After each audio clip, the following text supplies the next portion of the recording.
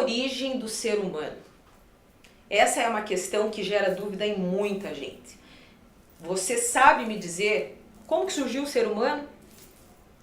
É uma questão que até hoje, né, gera dúvidas em muitas pessoas. E para isso existem muitos estudos, existem muitas informações que nos trazem, né, até mesmo para alguns a aceitação dessas informações e para outros gera uma constante dúvida. Não é à toa que nós temos muitas pesquisas que são realizadas até hoje para poder comprovar essa condição.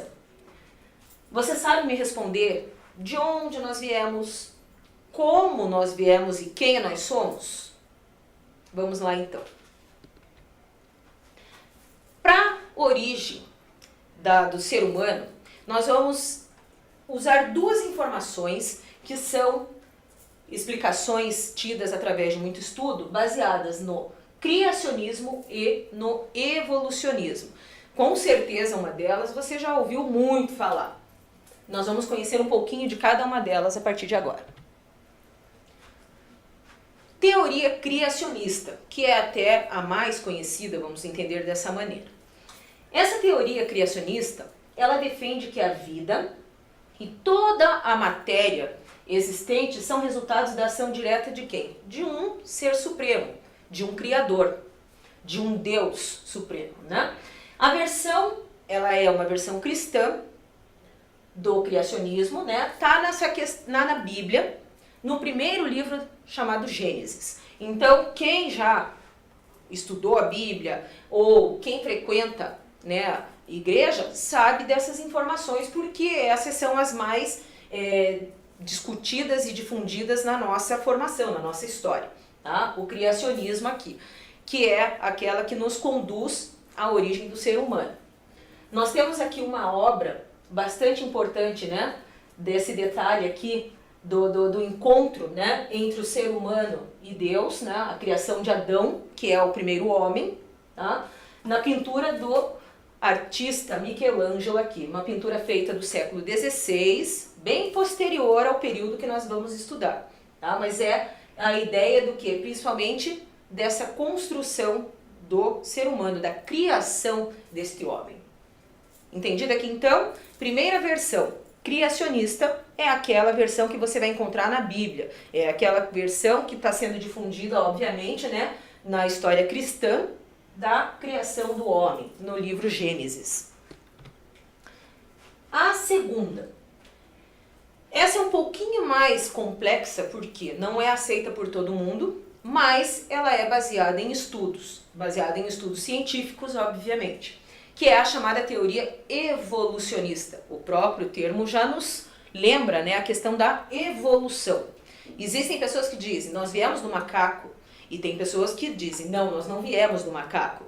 Nós somos um parente próximo dos primatas. Nós temos uma identificação com alguns primatas. O que essa teoria evolucionista nos diz a respeito disso? Com certeza você também já ouviu isso daí. E é a teoria que contrapõe a ideia do chamado criacionismo. Então vejam aqui comigo. Essa é uma teoria científica que é a mais utilizada para explicar o surgimento do ser humano.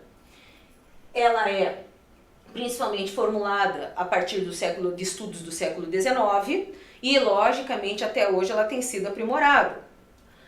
Quem desenvolveu essa teoria é um cientista chamado Charles Darwin. Para ele, os seres vivos originam-se de formas simples e, logicamente, com o passar do tempo, por questão de sobrevivência, essas formas simples acabam evoluindo e aquelas que são mais capazes passam as informações aos seus herdeiros, hereditariamente, e aquelas que não são capazes, ou seja, que não conseguem se adaptar ao meio, acabam morrendo. Então essa é a teoria da evolução. Aqui nós temos, né, uma árvore, vamos pensar assim, genealógica, né, que até então não existe algo que possa ser caracterizado como uma continuidade, mas a gente entende que é um processo de adaptação de cada uma das espécies que vieram, né, dos primeiros primatas, mamíferos aqui, até a atualidade.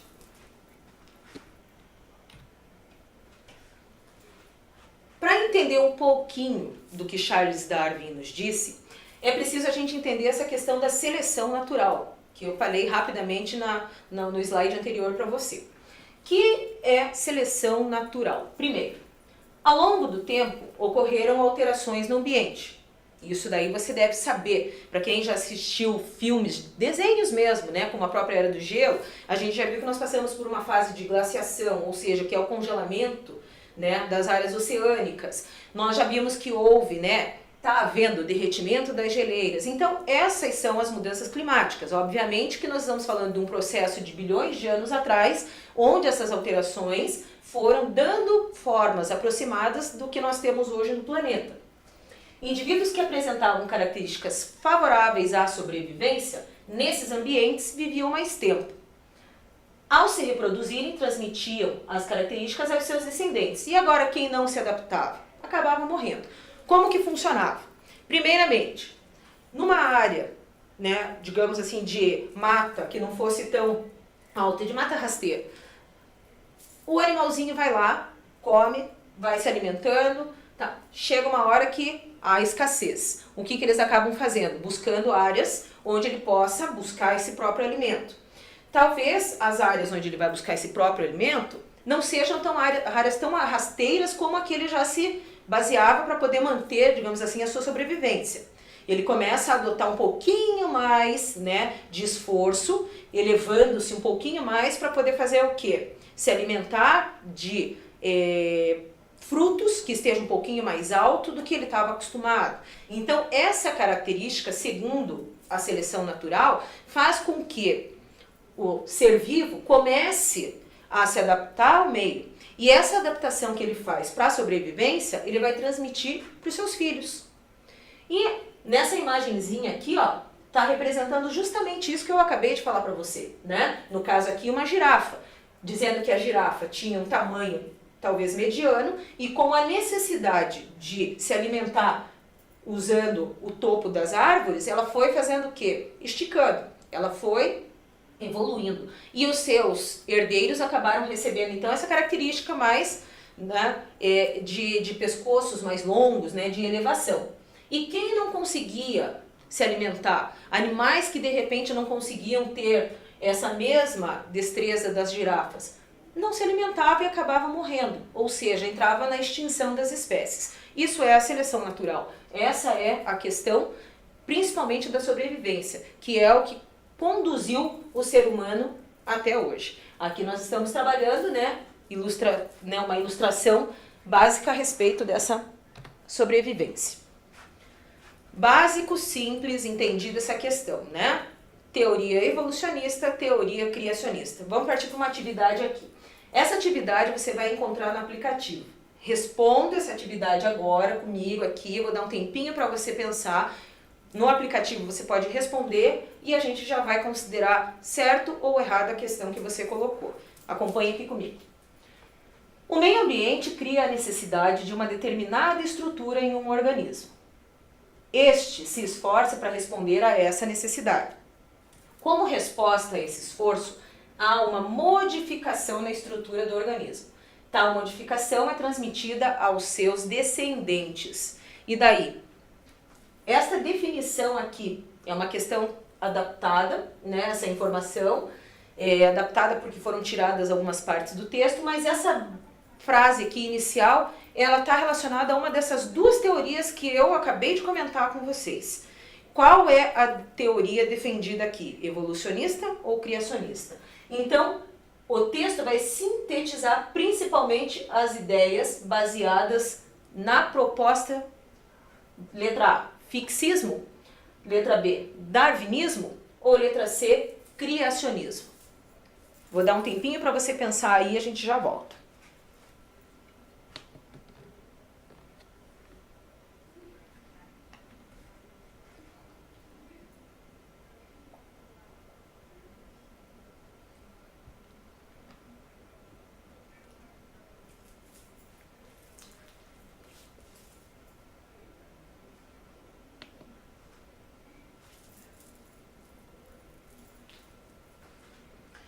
Então, pessoal, o que vocês colocaram ali de informação?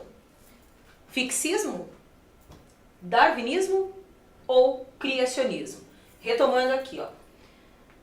O meio ambiente cria a necessidade de uma determinada estrutura em um organismo. Este organismo se esforça para poder responder a uma necessidade, essa necessidade da sobrevivência. Como resposta a esse esforço, ou seja, para sobreviver, há uma modificação na estrutura desse tal organismo. Essa modificação é transmitida aos seus descendentes, ou seja, os mais aptos sobrevivem. É a lei defendida pelo darwinismo, letra B. Foi isso que você marcou? Então vamos lá. Pessoal, vamos entender um pouquinho do processo dessa evolução aqui agora. Primeiro, os hominídeos, né? As primeiras figuras, vamos pensar assim, muito mais próximas do ser humano que nós temos hoje. Segundo agora a teoria de Darwin, né? Teoria evolucionista, os seres humanos pertencem à ordem dos primatas. Daí que muita gente vem falar, né, que nós somos parentes próximos dos macacos. E tem muita gente que não admite, muita gente que não aceita, ou muita gente que diz que nós somos, né, uma evolução desse macaco. Vamos entender um pouquinho aqui. Isto é, nós somos, assim como os nossos primatas, macacos, né, mamíferos com capacidade de agarrar objetos. O que significa o agarrar objetos? É poder ter o trabalho da pinça, né, que eles chamam de pinçar, poder segurar. E de perceber visualmente a distância em que eles se encontram. É ser dotado principalmente do quê? Da capacidade de aproximação, a capacidade de chegar, pegar, é o que foi, digamos assim, né, observado na evolução desses primatas. Então é por isso que nós estamos colocados numa mesma condição de evolução dos primatas. Aqui, nessa imagem que você está vendo, nós temos, né, um processo evolucionista e a gente tem que entender que isso daqui foram adaptações realizadas ao longo do tempo, né? Desde o primeiro primata, o Australopithecus, até chegar à figura que é mais próxima do que nós somos hoje, do Homo sapiens sapiens. Essa evolução, ela foi modificando principalmente a forma, né, de sobrevivência, o uso principalmente, né, da caça, da pesca, principalmente o dotado de fixação na terra, desenvolver algumas habilidades e obviamente o desenvolvimento de algumas habilidades se dá principalmente com o quê? Com o processo de conhecimento. Então aqui mostra as diferentes características do crânio destes primatas, né? Mostra-se quanto o crânio foi se desenvolvendo ao longo dos tempos, né? Mostrando uma aproximação desse crânio do Homo sapiens sapiens, dotado de muito mais informação que os demais aqui. Quem são então esses primeiros hominídeos? São os chamados Australopithecus.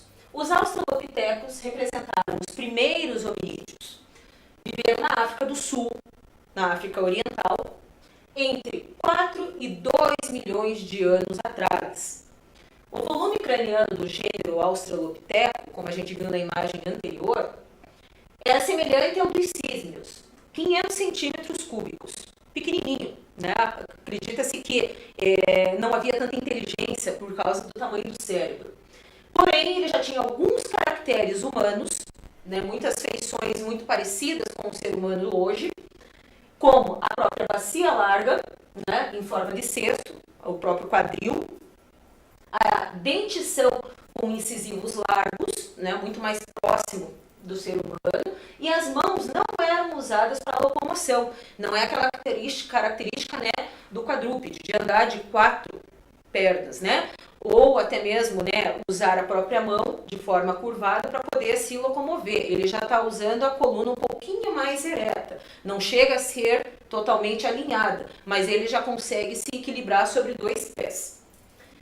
Há cerca de 2 milhões de anos surgiu um outro grupo mais semelhante aos seres humanos atuais, que é o grupo dos Homo, que é o que nós vamos ver a partir de agora. Então, essa é a figura muito mais próxima que nós temos aqui, né, de um Australopithecus. Podem observar a questão, né, dos braços muito mais longos, né, as mãos até mesmo não são mãos que conseguem fixar de uma forma muito mais solta, né? Eles usam na paralela às pernas, né? A coluna mais curvada e obviamente, né? Se vocês olharem, vou voltar à imagem anterior, aqui, né? A parte do crânio que tem muito mais puxada para frente, né? Essa parte da boca, do nariz aqui, com o crânio menorzinho, se a gente for fazer uma comparação.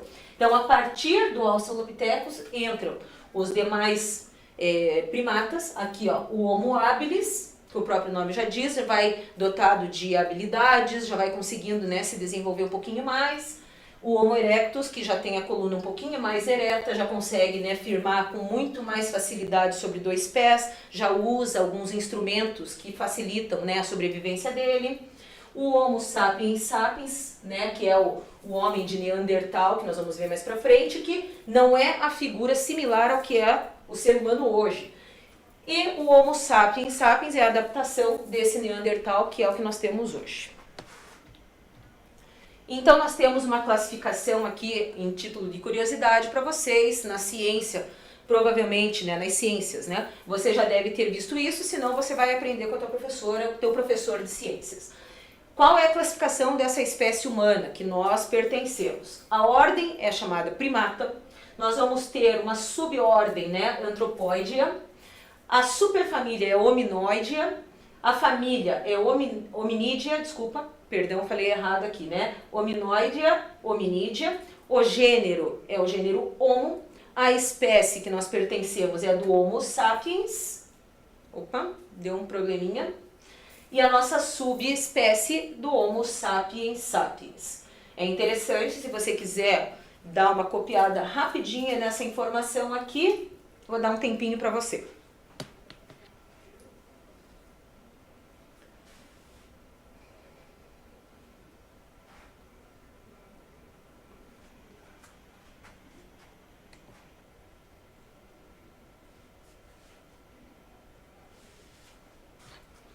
Certo, pessoal? Vamos lá então para a próxima aula.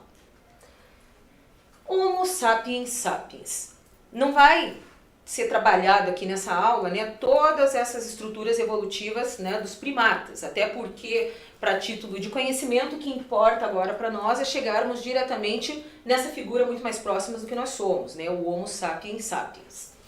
Para alguns cientistas, o Homo sapiens sapiens, por ter um cérebro maior, como eu mostrei naquela imagem anterior para vocês, ele ser um pouco mais largo, até mesmo a forma, né, da face também ser diferente dos australopithecus, né, ele era também o mais inteligente, porque ele foi desenvolvendo habilidades, ele foi aprendendo, foi desenvolvendo conhecimento, e isso levou ele a, principalmente, né, a ter um cérebro maior.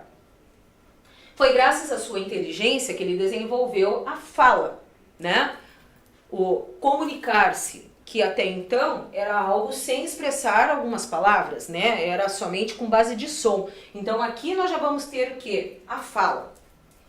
Além de outras habilidades. Como eu comentei com vocês também, ele passa a utilizar as mãos e saber pensar. Ele sabe agora utilizar os dedos da mão de forma que ele possa produzir objetos. As habilidades que são desenvolvidas por esse Homo sapiens sapiens vai desde costurar, de uma forma muito primitiva, né?